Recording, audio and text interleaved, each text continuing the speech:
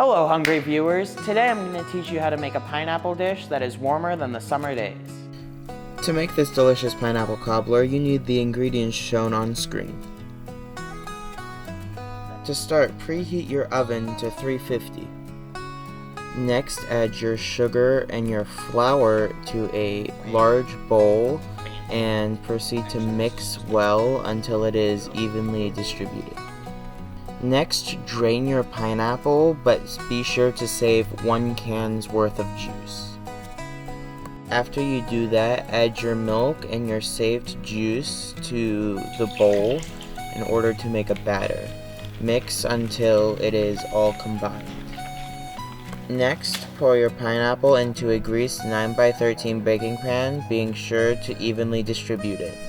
Next, pour your batter on top of the pineapple. After that, pour your melted butter on top.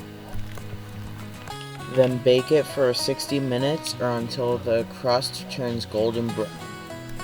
After baking, let it set for about 15 minutes before serving.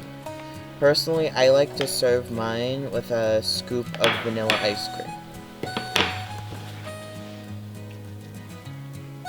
And there you go, a pineapple cobbler that'll leave your friends speechless.